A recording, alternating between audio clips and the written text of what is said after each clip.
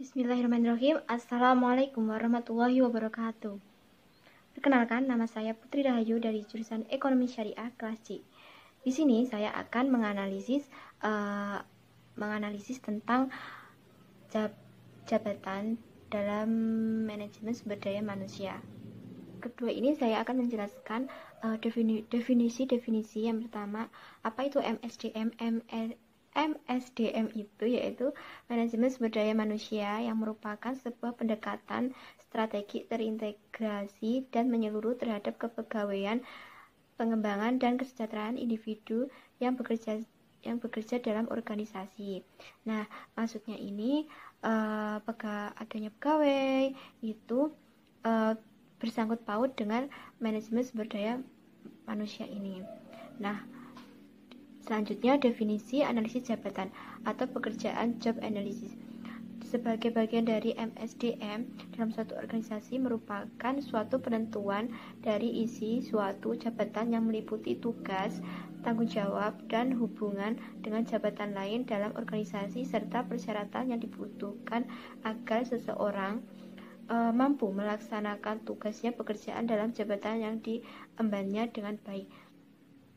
Analisis jabatan ini definisinya sangatlah penting bagi pegawai yang bekerja di perusahaannya, karena jika sudah mengemban tugasnya maka dia akan bertanggung jawab dan mematuhi serta memiliki keterampilan yang ditekuninya. Terus, analisis jabatan memiliki kaitan dengan berbagai fungsi dari manajemen sumber daya manusia.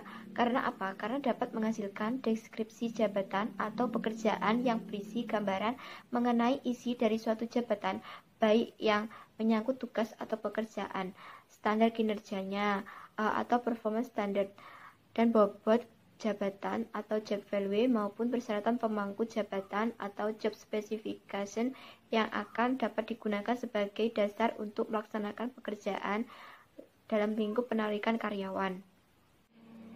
Nah, selanjutnya terdapat tujuan analisis jabatan. Mengapa adanya tujuan? Karena kalau tidak ada tujuan maka si pegawai ini tidak akan teratur dan tidak sesuai targetnya. Jadi tujuan analisis jabatan yang pertama itu menetapkan spesifikasi karyawan, yaitu dengan analisis jabatan maka dapat memiliki persyaratan kepegawaian dan juga dapat diberikan pengertian mengenai tugas yang terkandung dalam suatu jabatan serta persyaratan yang harus dipenuhi oleh setiap orang yang menduduki suatu jabatan agar pekerjaan terlaksana dan berhasil. Dan yang kedua itu menentukan kebutuhan pelatihan, yaitu dengan menggunakan hasil analisis jabatan maka dapat diketahui kemampuan maupun keahlian apa yang dibutuhkan karyawan sehingga dapat ditentukan program pelatihan yang sesuai dengan kebutuhan karyawan tersebut dalam membantu pelaksanaan pekerjaannya. Nah, tujuan yang kedua ini pegawai suatu kemampuannya atau keterampilan itu nanti atasannya akan meletakkan sesuai dengan kemampuannya itu. Nah, jadi jangan khawatir dengan keterampilan kalian yang masih bingung apa keterampilan kita. Nah, nanti si manajemen ini nanti akan menentukannya. Tujuan yang ketiga itu menentukan peringkat, yaitu dengan analisis jabatan maka dapat diketahui bobot dan bebet dari suatu jabatan sehingga dapat dinilai dan dibandingkan antara jabatan yang satu dengan jabatan yang lainnya dan dapat disusun peringkat jabatan dalam organisasi. Nah, pastinya di tujuan yang ketiga ini maksudnya itu si pegawai setiap berapa periode itu nantinya akan dimasukkan ke dalam peringkat. Maksudnya peringkat itu nanti atau di bendahara atau di divisi apa, dan setiap periodenya itu pasti akan mengalami peningkatan kepegawaian. Tujuan yang keempat itu mengembangkan metode, yaitu dengan analisis jabatan dan dapat dilakukan perbaikan terhadap berbagai metode kerja dalam suatu jabatan. Selanjutnya, di slide selanjutnya itu terdapat manfaat analisis jabatan MSDM. Yang pertama, memberikan gambaran mengenai tantangan yang bersumber dari lingkungan yang dapat mempengaruhi pekerjaan karyawan. Nah, suatu apapun tantangan atau hambatan pasti akan mempengaruhi atau ada sangkut pautnya terhadap pekerjaannya atau karyawan. Yang manfaat yang kedua, menghilangkan persyaratan jabatan yang sebenarnya tidak diperlukan karena didasarkan pada pemikiran yang diskriminatif. Manfaat yang selanjutnya, menemukan unsur-unsur pekerjaan yang mendorong maupun yang menghambat kualitas kerja karyawan. Nah, di manfaat ini terdapat unsur-unsur yang ada kaitannya mendorong ataupun menghambatnya. Jadi, di perusahaannya itu nanti akan ada dorongan-dorongan yang terdapat di unsur-unsur MSDM itu. Manfaat yang kelima, yang keempat, merencanakan ketenaga kerja di masa depan. Dan manfaat selanjutnya, menyesuaikan lamaran yang masuk dengan lowongan pekerja yang tersedia.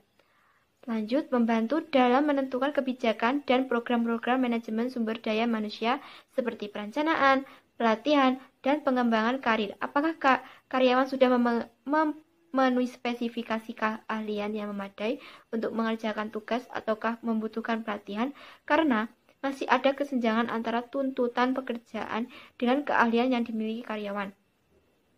Manfaat yang terakhir, menentukan standar prestasi yang realistis, yaitu kriteria-kriteria yang harus dipenuhi untuk menyatakan bahwa suatu pekerjaan berhasil dikerjakan dengan baik sehingga dapat dibayar.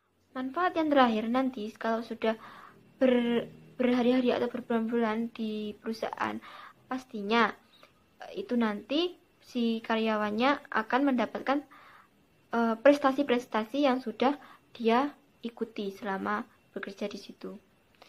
Atau kalau mahasiswanya, contohnya seorang mahasiswa yang mengikuti lomba dan dia mendapatkan piala, penghargaan, dan membawa nama baik kampus. Seperti itu.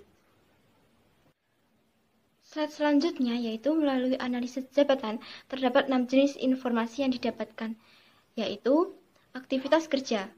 Meliputi aktivitas kerja yang dilakukan pemegang jabatan sehari-hari. Dapat meliputi cara pengerjaan, alasan pengerjaan, serta waktu pelaksanaan. Yang kedua, perilaku. Perilaku meliputi perilaku yang perlu ditampilkan oleh pemegang jabatan saat melakukan sebuah pekerjaan. Selanjutnya, peralatan. Peralatan itu meliputi perkakas yang digunakan. Terus informasi yang selanjutnya itu bahan baku. Bahan baku yang diproses serta keterampilan yang diperlukan untuk melaksanakan sebuah pekerjaan. Selanjutnya, standar kinerja, yaitu meliputi kuantitas dan kualitas pekerjaan yang diharapkan dari pemegang jabatan. Informasi selanjutnya, konteks jabatan, yang meliputi informasi tentang kondisi pekerjaan, jadwal kerja, insentif, serta jumlah individu yang akan berinteraksi dengan pemegang jabatan. Metode pengumpulan informasi jabatan. Nah, metode yang pertama itu metode wawancara atau interview. Metode wawancara ini paling efektif dan akurat untuk mengumpulkan informasi karena langsung dari orang yang menduduki jabatan tertentu.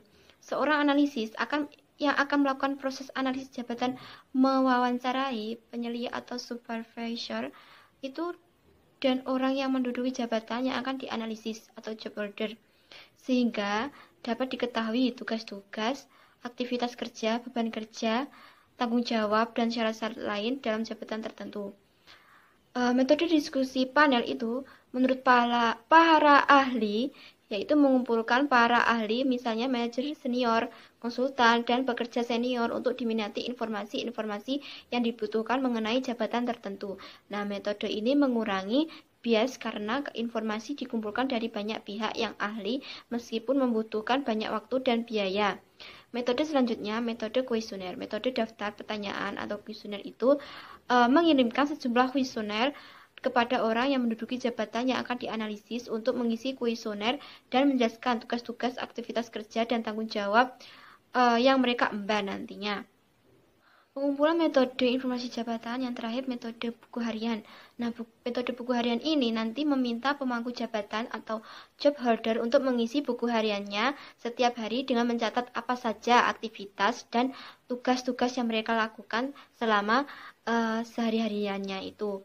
Nah, metode terakhir observasi, metode pengamatan atau observation, yaitu analisis melakukan pengamatan secara langsung terhadap aktivitas-aktivitas kerja, tugas, dan tanggung jawab yang dilakukan dan diemban oleh pemangku jabatannya. Nah, di sini terdapat prinsip dan prosedur analisis jabatan. Yang pertama itu batas-batas pekerjaan dalam suatu jabatan harus ditentukan dengan jelas menyangkut kewenangan jabatan dan batas waktu pekerjaan agar tidak terjadi tumpang tindih dengan jabatan lain. Prosedur yang kedua, analisis jabatan harus didasarkan pada kenyataan dengan data-data yang digunakan harus benar-benar aktual dan dapat dipercaya untuk mengurangi subjektivitas. Prosedur yang ketiga, situasi dan kondisi pekerjaan harus diperhatikan agar analisis dapat memahami suatu pekerjaan harus dilakukan dalam suatu jabatan tersebut. Prosedur yang terakhir yaitu proses aktivitas dalam suatu jabatan harus disusun secara kronologis untuk mempermudah dalam menganalisis dan mengevaluasi. Nah, teman-teman mungkin belum mengetahui apa sih bentuk-bentuk penyajian hasil analisis jabatan. Nah, beberapa bentuk penyajian hasil analisis jabatan itu terdapat deskripsi jabatan atau uraian pekerjaan atau gambaran jabatan atau job description kalau bahasa Inggrisnya. Nah, maksudnya itu keterangan singkat yang ditulis dengan cermat mengenai tugas, kewajiban, tanggung jawab, dan wewenang dalam jabatan tertentu. Bentuk yang kedua itu persyaratan jabatan atau kualifikasi jabatan, tuntutan minimal kualitas jabatan atau spesifikasi jabatan. Kalau bahasa Inggrisnya itu job specification. Yang maksudnya, yang mana pernyataan mengenai kualitas minimal seseorang karyawan untuk menduduki suatu jabatan tertentu itu meliputi dari syarat umum, terdiri dari tingkat pendidikan, pengalaman kerja, keahlian dalam kerjanya itu apa, dan pengetahuan kerja sampai mana pengetahuannya itu. Nah, ini juga meliputi syarat khusus yang terdiri dari kondisi fisik, jenis kelamin, bakat minat, emosi, dan lain-lain sebagainya. Bentuk yang ketiga itu klasifikasi atau penggolongan jabatan, job classification. Maksudnya penggolongan jabatan-jabatan berdasarkan basis atau urutannya klasifikasi tugas berdasarkan tugas dan tanggung jawab jabatannya. Nah, ini juga klasifikasi peringkat, rank classification, berdasarkan peringkat kepangkatan. Bentuk yang keempat, yang terakhir ini, desain atau rancangan pekerjaan, job design. Maksudnya suatu rancangan aktivitas dalam suatu jabatan tertentu. Nah, setelah itu, analisis jabatan dan penyusunan struktur organisasi, maka penyusunan rancangan pekerjaan dapat dilakukan secara sederhana yang bersifat global atau luas dan secara spesial dan rinci.